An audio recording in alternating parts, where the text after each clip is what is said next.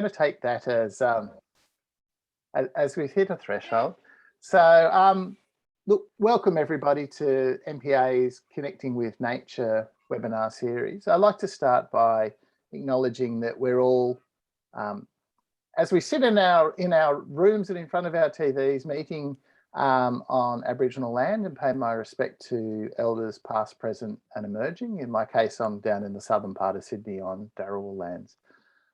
Look, thank you so much for attending tonight's session. We've got a really interesting piece for you today. We're going to be presented to by Ian McKenzie. Ian's a long-term advocate for the importance of urban forest in relation to not just ecological health, but also human well-being. Ian's been working in this space for several decades. He most recently, in fact, chaired the organising committee for an international forum titled Trees for Livable Cities, Delivering Effective Green Infrastructure. And we'll put the link to the videos from, video sounds wrong, doesn't it? But you know what I mean. The clips from that session in the chat box. So look, just a little bit of housekeeping. The way we'll structure today is that I'll pass in a moment across to Ian. You're not able to ask questions directly, but you can do so through two means. One is if you look at the bottom bar of your screen, if you just hover your cursor right over the bottom bar, you'll see that it brings up a series of headings, one of which is questions and answers. If you want to ask a question, just type it into the question and answers, and at the end of the session, I'll go through and actually pull those out and ask for a response from Ian. If you've got comments that you'd like to make rather than a question, just use the chat function. But look, in truth, you can use either of them, but generally speaking, comments on the chats and questions and answers via the question and answer cursor. And you can just type those through at any time. All right, so look, I think we've got our most of the folk who are going to participate today. So on that note, I'm going to hand across to Ian, thank him for attending today, and just say that I'm really looking forward to this presentation. Thank you, Ian.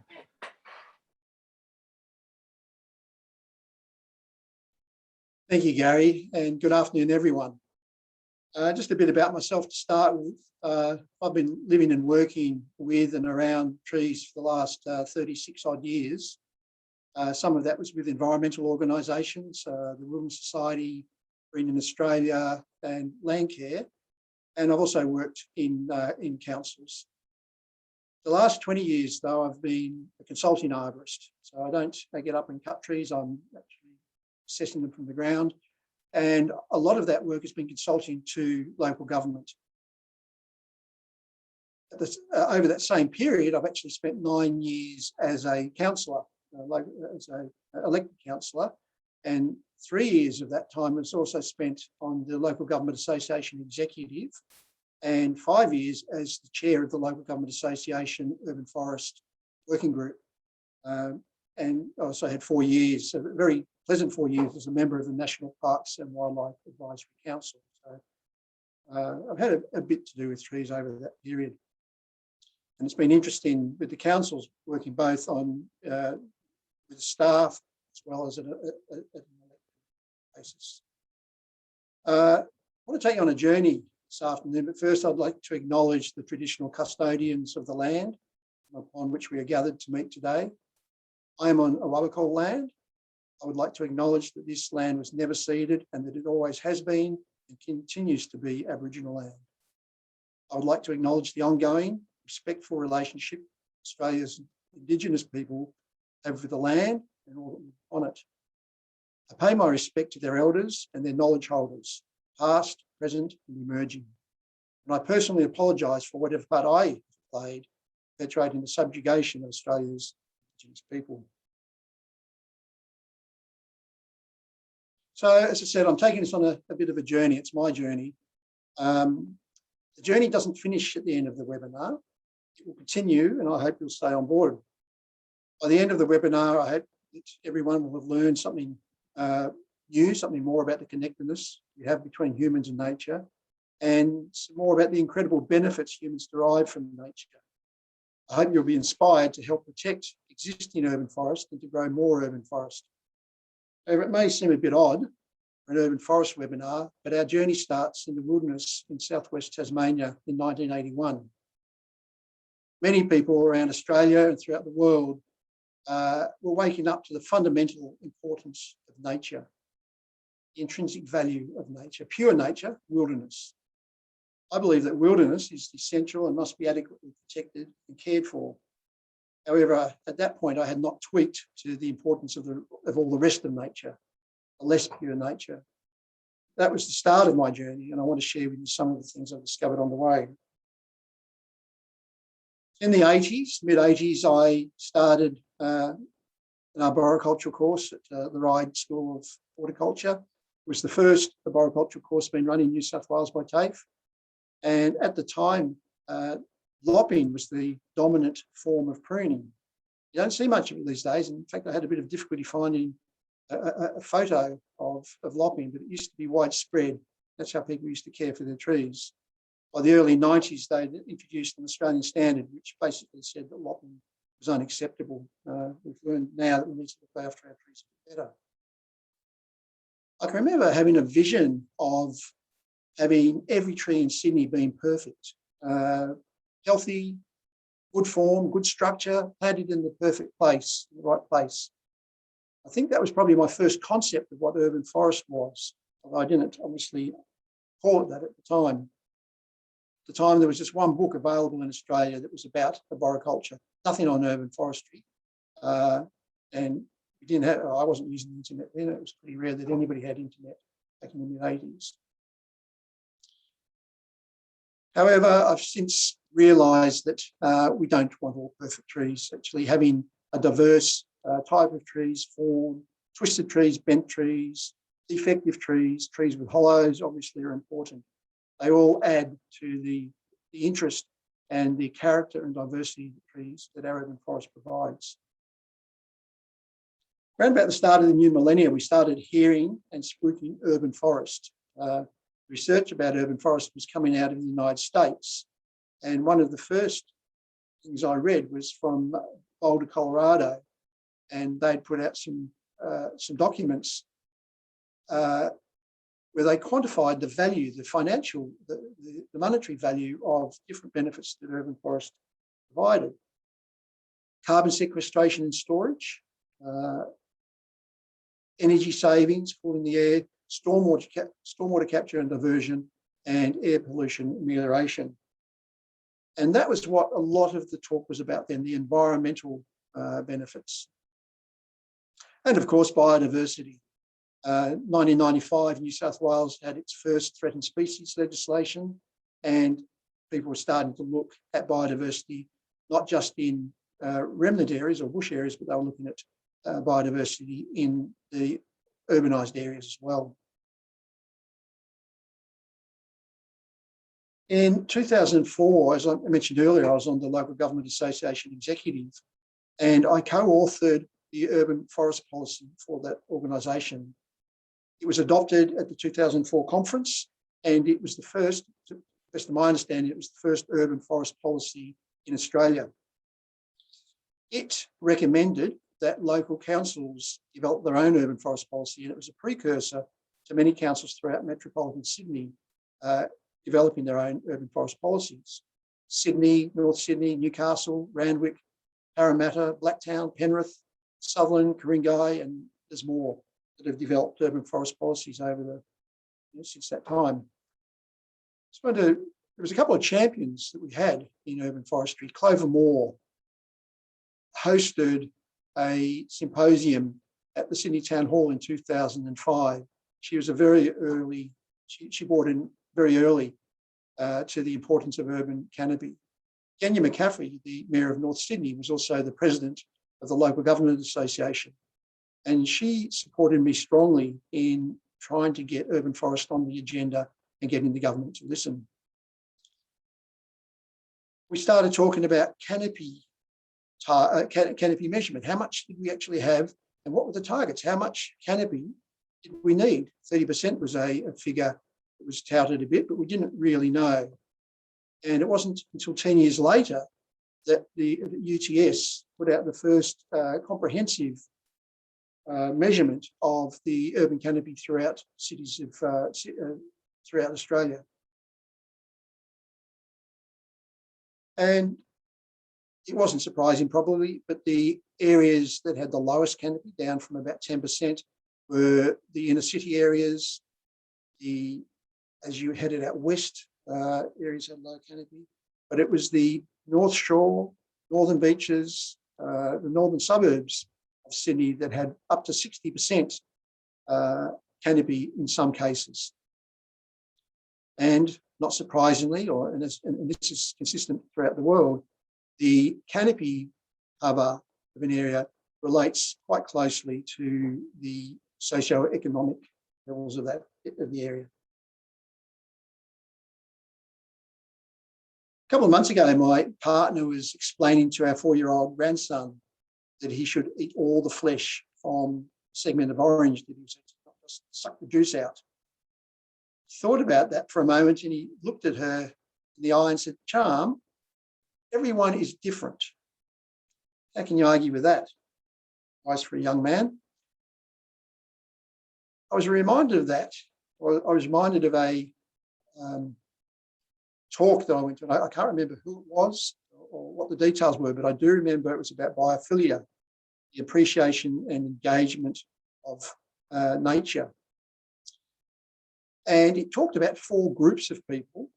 And I think really there's a range of people. They range from people who have a fundamental need to be a part of nature, to live in nature, to visit nature, to enjoy nature, to be rejuvenated by nature. If they don't get that, they will become stressed. It's such a fundamental part of their being. Right through to people who don't even see nature. They don't see the trees, or if they do, they don't want to see the trees. People don't want trees in their yards. They don't want trees out of the front of their house on the nature strip.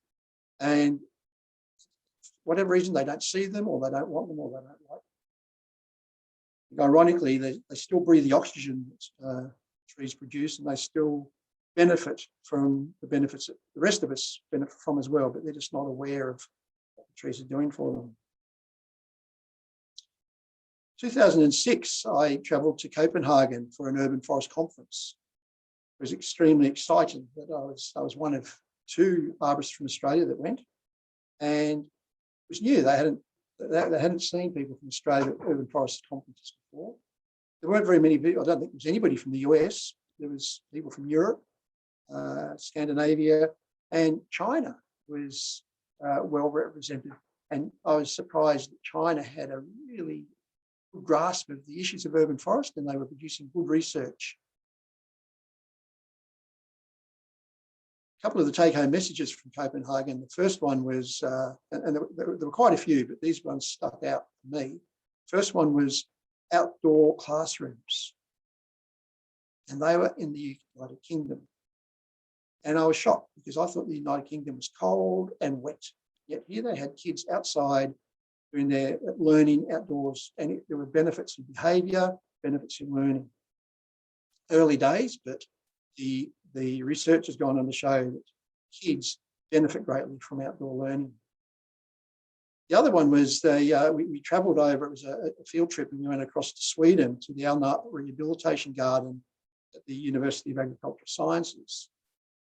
And this had been set up for people who had stress-related illness from the workplace. It was a workers' comp-based system.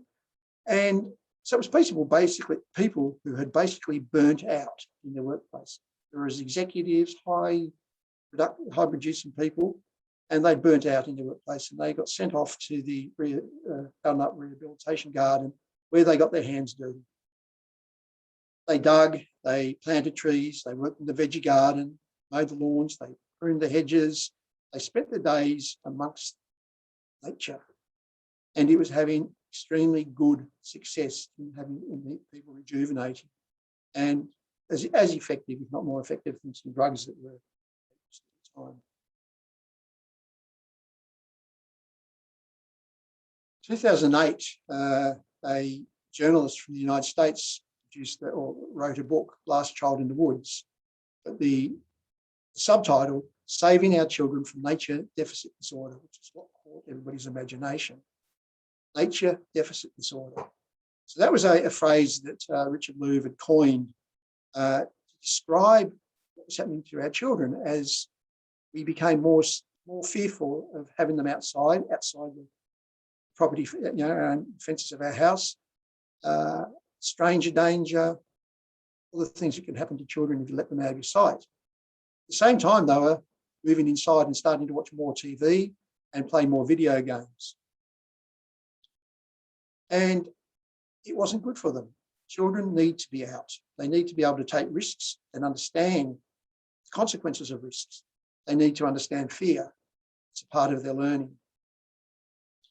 I heard that in an interview with Richard Louv, he was saying that in the early days, when we were all outside, and a lot of people on the webinar this afternoon will remember as kids we were outside playing, the most prevalent form of injury that took kids to hospital or just medical help was broken bones when they fell out of trees or fell over or whatever happened.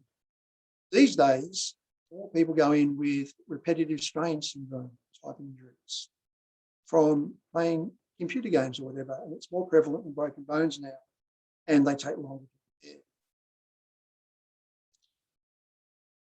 I remember looking around in the early 2000s at trees in council parks, and they'd all been crown raised. They'd been pruned so that people couldn't climb trees anymore. Councils had a concern about litigation, liability, and they were trying to prevent people from climbing trees. So it was going a bit far. It was a very refreshing in 2014 when we travelled over to the annual TreeNet conference in Adelaide to see that the South Australian government had provided funding for a not-for-profit community-based organisation called Nature Play South Australia, who were encouraging children to get outside and play in nature again, encouraging children to climb trees. To see a government that was actually funding programs to have children climb trees and not worried about the liability was very refreshing. Went over to China in 2016. We went over there for a conference, but the conference was in Shenyang, so eastern China.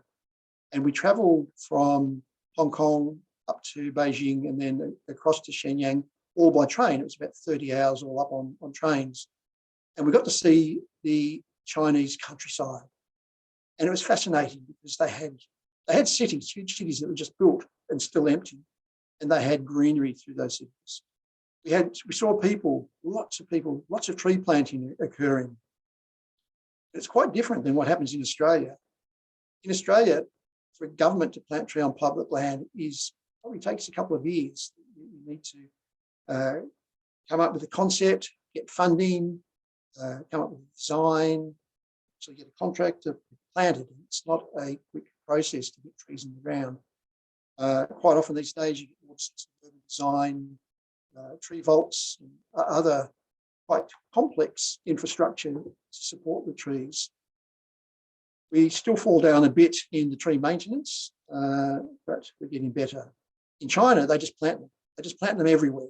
And it's often monocultures, and around I could see a lot of failures waiting to occur. But they're obviously aware of climate change, obviously aware of urban heat island effect, and they're getting trees in the ground. Lots of trees in the ground. So there's a lot of benefits. I'll just touch on a few of them, but the research paper was presented at TreeNet just earlier this month, identified more than 2,000 papers that relate to the benefits from urban forestry and urban greening. And the vast majority of those have been published in the last 5 or 6 years. The other thing I want to say about China before we left, whilst they were planting a lot of trees, they were also looking after the trees that they're older trees. The type of structure you see here was a frame that was put up to support an old tree. In Australia, we probably would have just cut that tree down and planted another one. Great efforts. quite great expense to keep old trees. They also didn't seem to be as concerned about liability. China, I saw trees there that were concerned about the likelihood of failing, but there was not concern in China that we have in Western society about litigation. We're going to just have a look. I'm not going to go through all the benefits of trees. A lot of you will know the benefits of trees, but it's a growing list of things. They're good for the environment, trees are good for the economy, trees are good for health, human health, safety and well-being. So I'm just going to put a couple of lists up and talk to a couple of them. Heat's always an important one, and as we see increasing temperatures resulting from climate change, the effect of urban heat island is exacerbating that heat in our cities. So it's not the same as climate change. It's separate to climate change, and it contributes to high temperatures. You get urban heat island when the radiant heat is absorbed by the hard structures, the buildings, the roads, car parks, etc., and re-emitted at night time, and then happens all over again the next day. So over heat waves, you get cities that become hotter and hotter. And the way that trees deal with that is they shade us, firstly, so we can be in shade. They shade the ground underneath the trees so that it doesn't absorb as much heat before heating the atmosphere. And they have evapotranspiration, where they suck the water up out of the ground, transpire it through the leaves, which then evaporates, cooling the air around. It's in nature's air conditioners.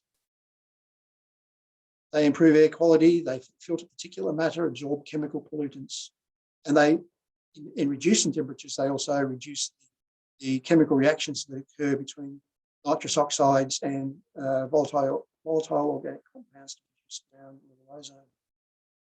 Another respiratory irritant. That was just a photo of last summer before last, 1920s, summer with the bushfires and what it did to our air quality. There weren't enough trees at that stage to help. So health costs from outdoor air pollution in Australia are up to $8.4 billion per annum. It contributes to heart attacks, lung cancer, stroke, asthma. Respiratory disease is a huge killer. Air pollution, I think it's in New South Wales, is responsible for more than 3,000 deaths per year.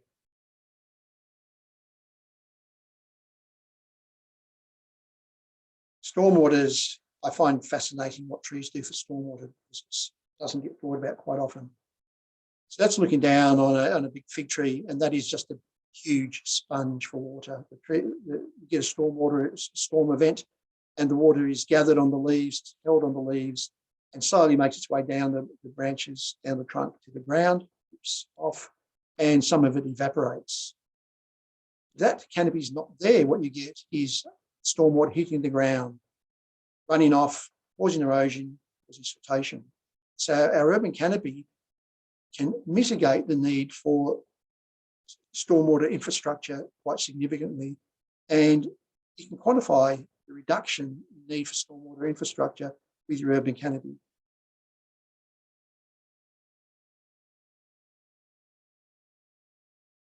Trees are good for the economy too, and that's important. We can value trees. They increase property values by 5-7% on average. We just talked about stormwater. They increase productivity in the workplace. People who have got a vision outside their windows of nature have a higher productivity. They increase retail sales, provide resources. They reduce storm damage. People get concerned, and I remember reading a newspaper article. The headline was "Tree Demolishes House," and there was a photo of it. The house wasn't demolished; it was damaged, and the tree fallen on it. At the very bottom of that article, 6 other houses in the vicinity that had lost their roofs during the same storm. Trees absorb the kinetic energy from the wind, and they transfer that energy through the through movement in the branches and down through the roots, and basically protect the infrastructure underneath from damage. We didn't have our urban canopy, far more damage from storms than is resulting from broken branches and trees falling over.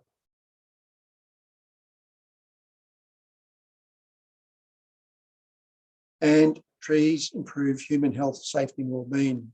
This is really what I wanted to focus on today, although I don't have time to look at all the different benefits. And every time I look it up, there are studies being done on the health benefits from urban canopy.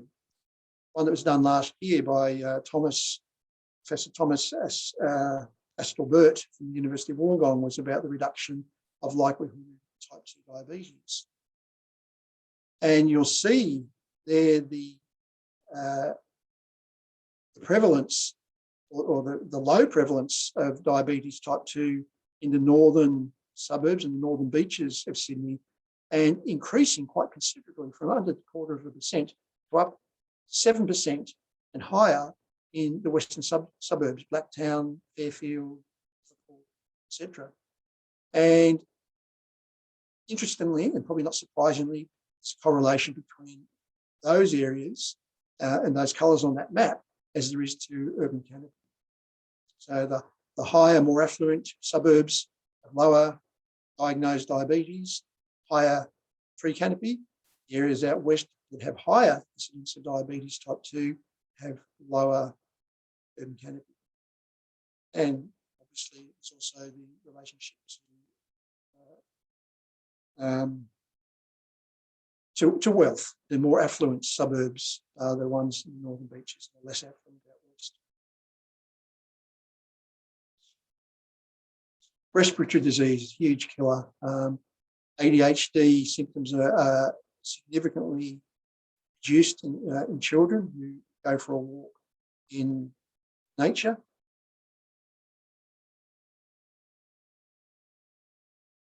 Let's point out a couple of their reducing mental fatigue, encouraging cycling and walking, reducing property crime, reducing domestic violence, decreasing aggressive driving. These are all important, and we'll look at that a bit more in a minute, but the effect of heat on behaviour is quite interesting and quite significant. There's a couple of facts. This is from Turning Down the Heat by Westrock in Sydney. Heat waves kill more Australians than any other natural disaster. It's more than storms, more than floods, more than fires. There's a 13% increase in mortality during heat waves. Also, infrastructure becomes unusable.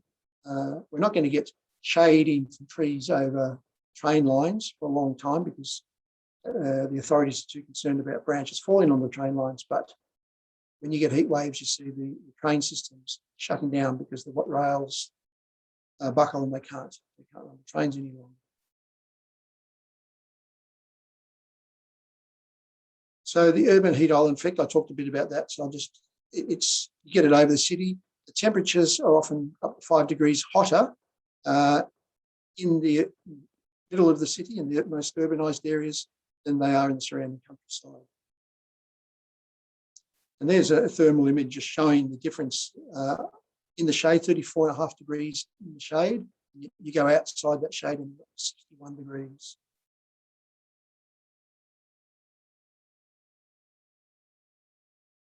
There was an interesting study done years ago by Marrickville Council.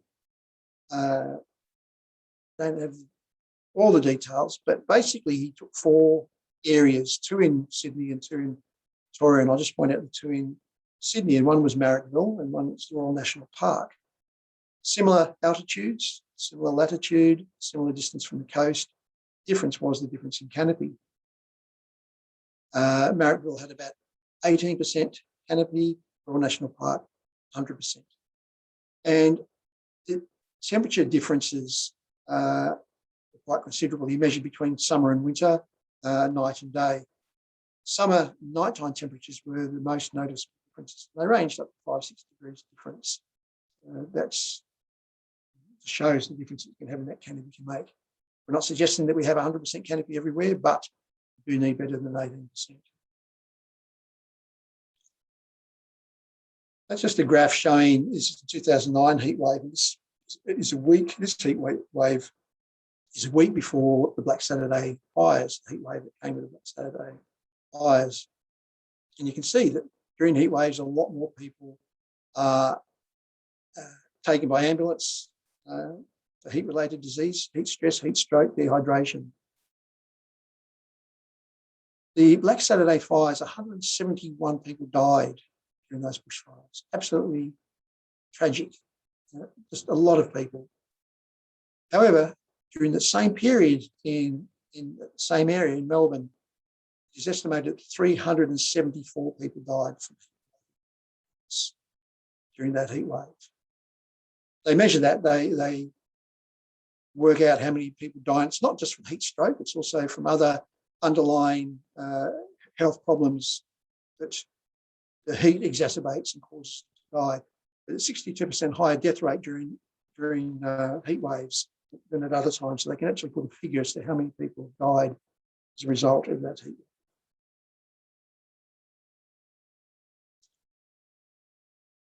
We're still seeing black roofs and treeless suburbs.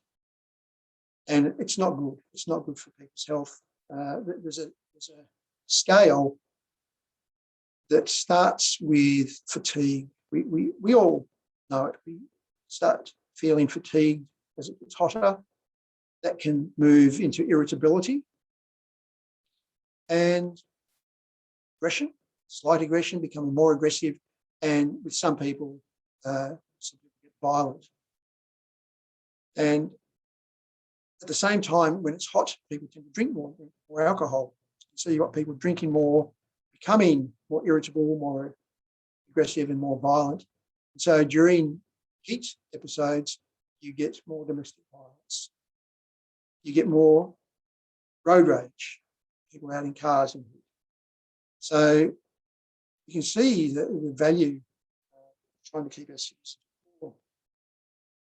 The mortality starts, and it's different for different cities. And I think in Sydney, it's about 39 degrees. You start getting a spike in people dying from related illness, 39 degrees. So 3 or 4 degrees that you could bring the temperature of the city down will make a difference to how many people die. So it may not seem a lot, 3 or 4 degrees centigrade, but it will save lives. So connectivity with nature happens in a number of ways, and this is a way that connectivity happens, which is not so good. Developers' connectivity with nature. You can already see in this aerial photograph where developers have moved in, there's housing development going on. And 11 years later, you can see how far they've moved. It's happening very, very fast. And we're losing remnant bushland areas to urban sprawl.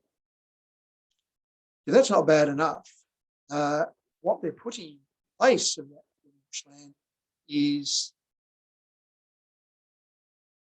larger buildings on smaller blocks with less setback and less people incidentally living in those houses previously. If you look at that area, on the left is an existing suburb, and you've probably got maybe 10% canopy in that area. When you look at the new or the newer development on the right, it's very, very low. We're going to zoom in and just have a look at a closer area, the top right corner of this slide. There are no big trees there.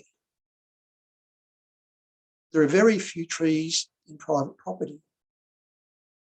Backyards just aren't big enough. Front yards aren't big enough. So virtually all the trees are street trees. The nature strip is very narrow. There's less than a metre between the footpath, which is only on one side of the street, and the road. So you're not going to get big trees growing there anyway.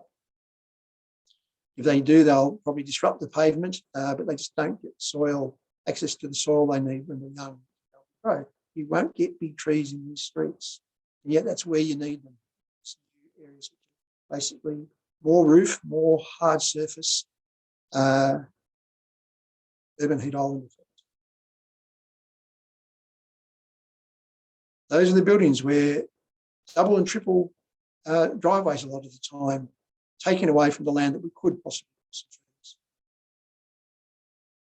When I started thinking about urban forest 20 odd years ago, seriously thinking about it and getting urban forest canopies to talk to other people, the state government wasn't interested. I actually went and visited the Peter Garrett's office. I met with Peter Garrett one year to talk to him about urban canopy. And one of his advisors met with me and said, look, we know it's really important, but nobody knows about it. Nobody's interested. Not going to waste our time. More important things to do. That was the attitude of the federal government back then. It was a lot of trouble. It was very difficult to get the state government to listen.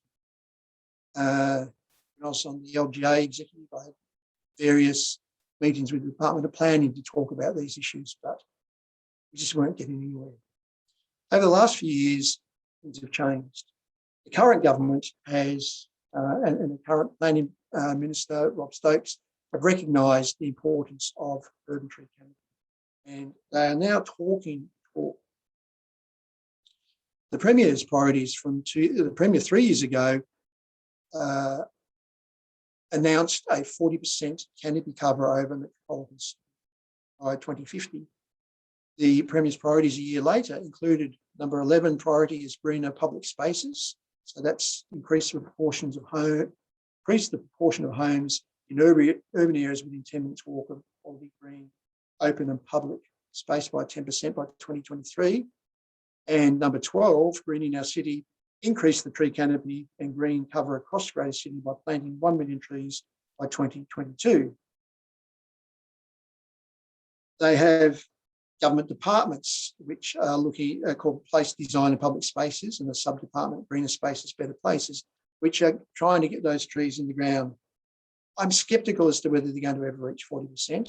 I think still concentrating too much on the numbers of trees and not the type of species, size, the longevity, and the maintenance you need to focus on in order to build canopy, not just the number of trees planted.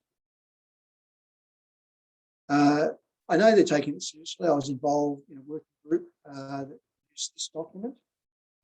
So there are people in the department that are working really studiously towards trying to increase the canopy. At the same time as we were working on this, there were other parts of the same department that were working in opposition, basically.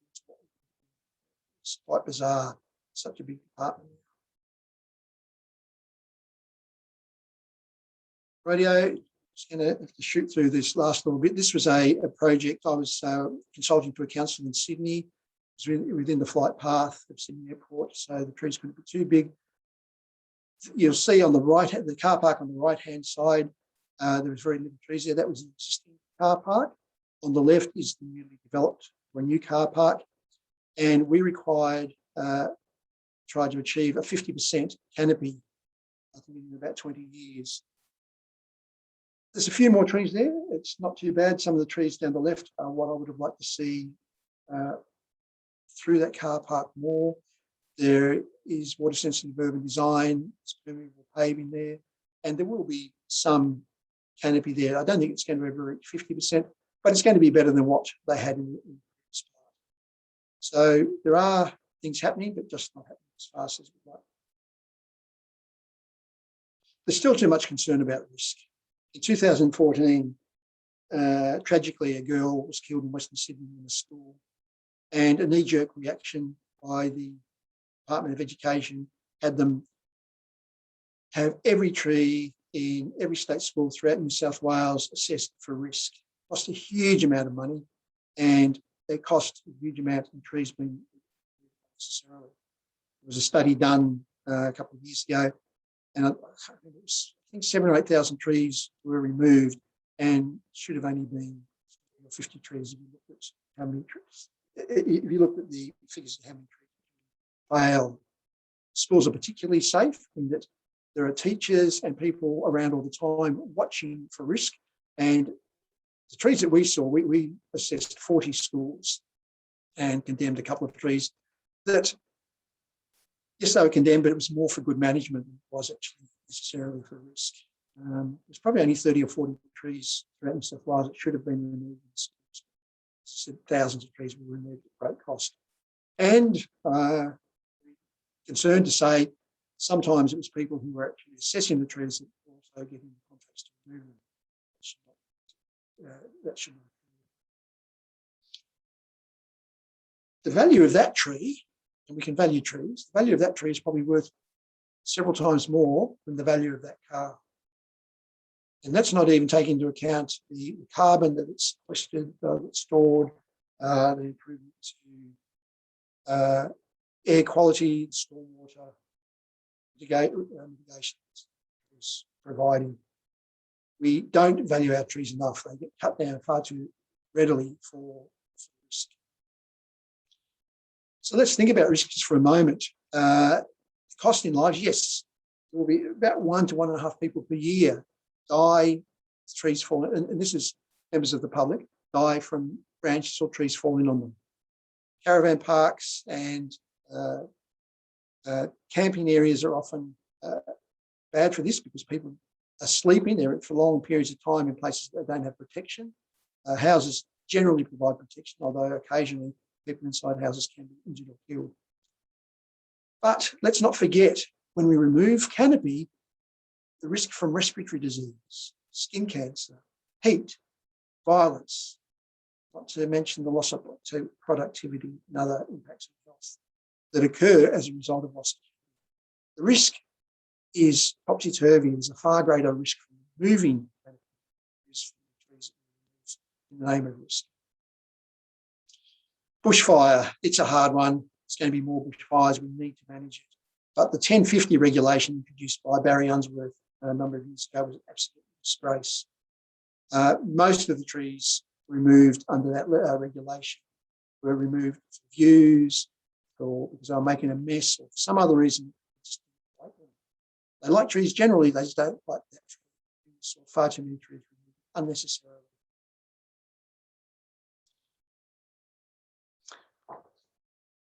We don't plant trees where we need to. That's Parramatta Road. It's got a lot of traffic. I looked at developments along that road and wanted to put street trees with new developments, but we couldn't. They didn't want to because they had to put awnings there. And there were no other trees in the street anyway, so why would they want to put a tree in? They need to start planting trees like this where the air quality is poor. The trees will help improve it. Trees under power lines. Well, I'm going to talk too much about that. I don't need to. Far too much foliage canopy is removed. Costing carbon alone is just unwarranted. It should be underground in power lines. It makes sense. It makes economic sense. I was on a working group when I was the local government executive as a local government working group with Frank Sartor, then Minister for Environment, Utilities and Sustainability. It's a paradox having sustainability and utilities in the same title, but still. He briefed this working group. He wanted to get rid of trees from under power lines in metropolitan Sydney, only have shrubs that are no greater than 3 metres.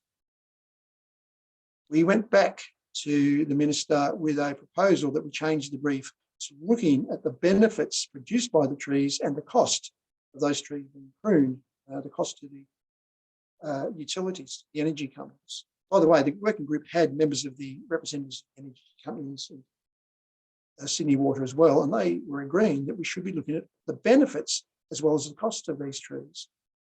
Sartor sent it back to us and said, no, we just want to look at costs to the utilities. We're not interested in the benefits.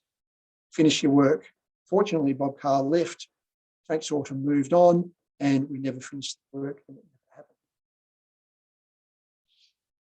This was a tree that happened just last week. Even when we do our best, we can't save trees all the time. There was an arborist report done. It was done okay. Development conditions in place to protect the tree. There was meant to be an arborist on site when the bulldozer came in. I don't know what happened. The arborist obviously wasn't on site. this tree, the roots, structural roots have been so badly damaged, it's unlikely this tree will be retained. So quickly, before I finish up, planting trees, we need to think about the size, species. Doesn't always have to be native. I note that the government's 5 million trees it wants to plant. It wants to plant all natives. Sometimes, in some circumstances, natives aren't. Along Parramatta Road, plane trees are the best trees, ironically, with air quality. The longevity of trees. It's no good planting species that are only going to last for 15 or 20 years. And the care and maintenance. Trees in the ground, expect them to survive and to thrive. We're going to do it with ourselves, do it with our children, and look after them. Local government politics. I've worked in various councils and consulted to various councils in Sydney, and they vary so much from one to the next. In areas that have a very high socioeconomic population, and it's very hard to say no in some of those places to trees being removed. The money talks. Those people, they know the councillors, they know the mayor, they know the CEO. As a council officer or working for the council, to say no that somebody couldn't remove a tree in some places it was near impossible. Other places there was political, they changed the rules to suit themselves. And I'm aware of it, where parties would have a majority, they control the council, the mayor controlled the party, and it was basically a law unto himself, and they just changed the rules for trees to suit themselves. And you see places like in the West Council that used to have very good tree protection policies, and all of a sudden they said any trees within 3 metres of a building can be removed. And for an inner city suburb like the inner west suburbs, that's a lot of trees that suddenly become unprotected. And a lot of canopy comes to rightio. That's the end of it. So I hope that you've learned something new about the value of trees. Gary mentioned earlier there are some resources that they've put onto the website that you, or onto the chat that you can go. That was the forum that we had last year, Trees for Livable Cities, Delivering Effective Green Infrastructure. There's a number of presentations, both the notes and the videos that you can look at there. There's also TreeNet. All the video presentations for the last 13 or 14 years from the TreeNet annual TreeNet conference in Adelaide are available on the TreeNet website. And see if we can organise later to get the links for those for that website up as well. It's a huge resource of available information about urban canopy, urban forest, and the benefits. Thank you. Thanks, Ian. And I'll just mention to everyone that under the reactions section, there's an opportunity to express your thanks in terms of, oh, I've just raised my hand and I wasn't meaning to do that.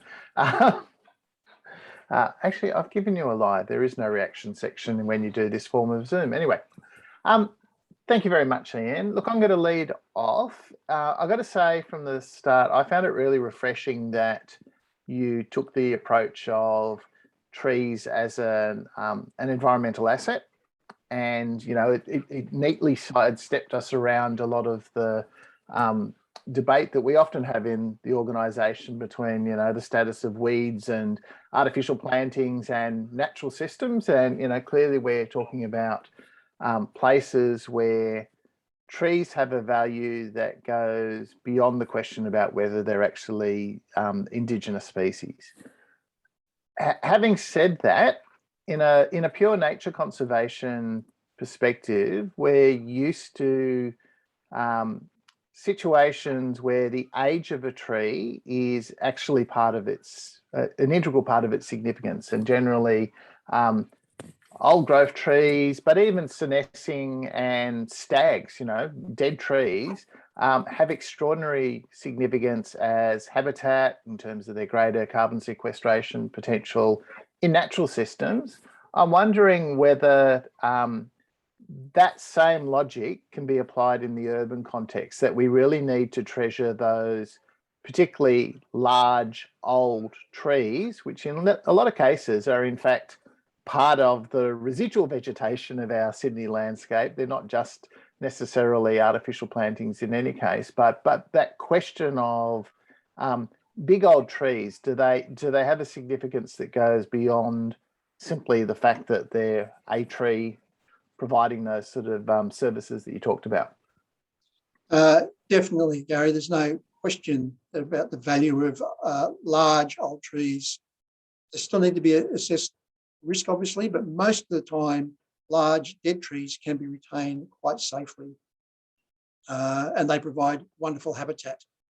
It's not just and what happens is they get habitat, what's called habitat pruned. So the ends of the branches are often taken off and get the big solid branches, which are made of wood, and wood is solid. We make buildings of wood, so they're not going to necessarily fall over anytime soon. But there is also value in all those smaller branches. They're for roosting for birds. A lot of birds really benefit and appreciate the deadwood at the ends of the main branches, the tertiary branches. Where we can, we should be trying to keep as much of the tree as possible and for as long as possible. Just pick up a comment you made about the non-Indigenous or the non-native species around the place. Biodiversity and native is really important. But birds and animals, they live in not just native trees. They live in all kinds of trees. All those trees are providing carbon sequestration, oxygen, stormwater. I mean, the native provenance is important, and we should always remember that, but it's not the basis to remove trees. And there's still councils that don't protect non-native trees, which I think is a bit archaic, Frank. Yes, I have a friend who lives next to Centennial Park and specialises in taking photos of the powerful owls and, in fact, barn owls that live there in amongst all the non-native trees, and he'd certainly be an advocate of their importance. Question from Kerry. She's in Liverpool LGA and is really concerned about the number of old growth trees that are being removed, and whether you can suggest some approaches to council to try and get them to take a little bit more heed of the importance of those old trees. Yes, it's difficult because in the past, dead trees have been seen as dangerous trees, and you still see it in the set, dead and or dangerous trees, put in the same sentence, and can be removed unless they've got hollows or they have hollows. They don't need to have hollows, or they can have artificial hollows put into them. There are people around. There are specialist habitat arborists now that prune trees specifically to provide habitat. I think as far as what you can do about it, there will be people on, I mean, there's two parts of council. You've got your elected representatives, and I'll be looking to see who is on side, who's friendly and who understands your concerns amongst the elected representatives, and talk to them. And then there's the people on staff.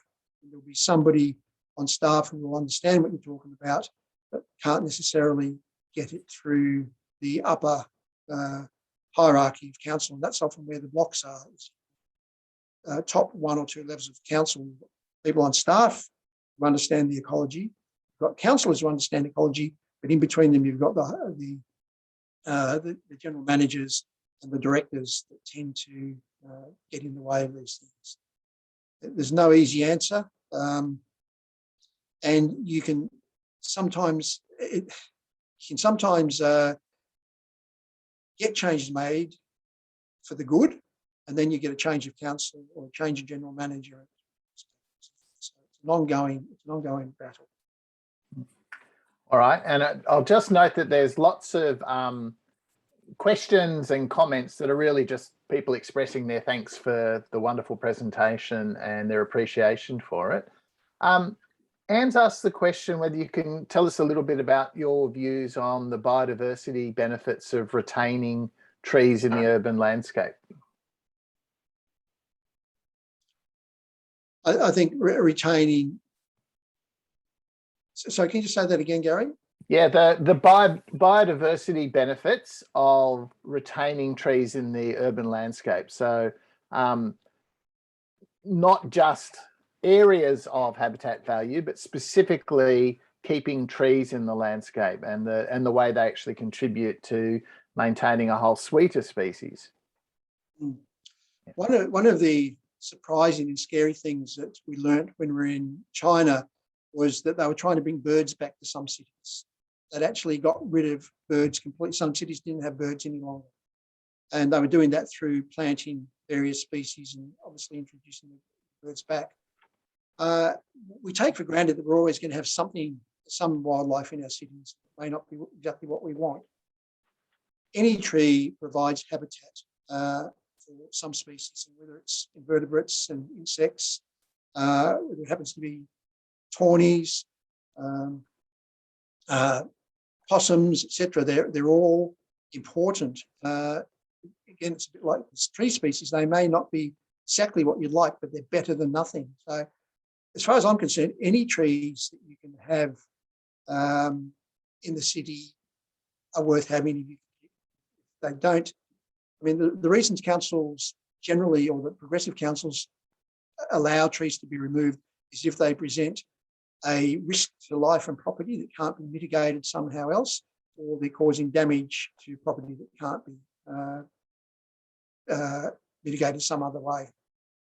And I think that really, and we need to do good risk assessment. I see far too much risk assessment that is risk averse. They slight a sign of risk and they'll be signing the tree off for removal. So we need to, and if you get a situation where a tree's condemned on the basis, don't be scared to try and get a second opinion somewhere, because there are, and make sure the arborists who are doing it, not just qualified arborists, qualified in tree risk assessment. Some arborists don't have that particular speciality. When I was first living when I was living in Sydney in the early 80s, before I started doing horticulture, we were doing landscaping, and I planted some Sydney blue gums in a little bed. And many of you will actually drive past these trees, and they are magnificent blue gums. They're really big, grown in these tiny little beds. And as a professional, I kind of cringe thinking you would never plant trees, knowingly plant big species like that in these little spaces. And yet they're fantastic trees, doing a world of good. And yes, they're doing a bit of damage to a car park, but benefits they provide, even their second benefits, far outweigh, in my mind, any damage that they may be causing. So, look, I think let's get trees in there. They don't necessarily have to last their whole life, but we shouldn't be pulling them out unnecessarily. And when we get 30 or 40% canopy, then we can be a bit more discerning. We can go, oh, we don't like that tree because of its species or because it's causing a bit of damage, and we can afford to remove trees more easily when we have a 30, 40% canopy. While we've only got 18%, can't afford to be removing trees willy-nilly. Thanks, Ian. Look, I'm mindful that we're now at 5:01. I'm going to exercise the NC's privilege of asking you the final question tonight, which we all know that so many Australian trees, in particular the eucalypts, a number of species can be extraordinarily long-lived. And as I said earlier, we still have, if you like, some of that backbone of the indigenous sort of canopy that sort of still plays out across urban Sydney. I guess the issue is, how long have we got to go? You know, at some point, those generations that we inherited will come to the end of their life. How much time have we got to get it right, in your view? Not much. I think we've already gone too far. And it's interesting that the areas of Sydney and the cities around the world that are starting to recognise that something has to be done are the cities where it's gone too far, where they've got low canopy already, got low biodiversity. I deal with some councils in areas that have got reasonably good urban canopy, and they just don't see the need to worry about it. Crisis. As a people, we work on crisis management. And I mean, threatened species legislation is a classic example. Why do we have to wait till something becomes threatened before we start worrying about it? I mean, I get so frustrated with developments that are allowing the removal of species, whether it's tree species or animal species, that are declining and under pressure, but they're not necessarily threatened yet, or they are threatened, but they're not so bad, or it's just this one place. We're not really taking preservation of wildlife in our natural areas at all as serious as we should be. It's been driven far too much by the need for development, and I think we need to slow it down, because I think that the state government it's talking the talk, and it's trying to walk the walk. But the idea of 50 million trees or 5 million trees is, they've said it's going to give you the 20%. I don't believe so. I've done the figures, and I think you're going to get 2% from 5 million trees. And I don't think they're going to be successful. They're just working out, we plant 5 million trees, we get this much area. No, you're not, because those trees are going to die, they're going to be removed, they're going to be dead in 15 or 20 years because they're just grown under hostile situations. The heat that you get in places like Penrith is going to kill trees. We need to start looking at all these issues now. It is happening, but we always need to do it a lot faster than slow. All right. Well, look, thank you so much, Ian. It's been a really thought-provoking presentation. We really appreciate your time. Can I say, if anyone would like to get more involved in this issue and would like to continue the discussion, NPA actually has a bushland and waterways group. If you look in the chat, you'll see the email to that, which is Sam Johnson's email, and I'd really encourage people to get take the opportunity to get more involved in this, because this is the basic architecture of our city. This is, you know, so critical to our livability, and it's something that is important for all of our futures. So I'd really encourage people to get involved. Just to finish off today, this is a continuing series. Next week, we're going to move from trees to Matt McClelland talking about food preparation techniques. So this is for everyone who's gone on a multi-day bushwalk and endured those horrible salt-driven messes, which are the pre-purchased dehydrated foods. Matt will give you some tips on how to prepare your own in a way that you'll actually look forward to your meal, rather than it being a matter of some dread at the end of each day. So thanks to everyone. Look forward to seeing you next week, and take care over the next week. Thanks all. Bye.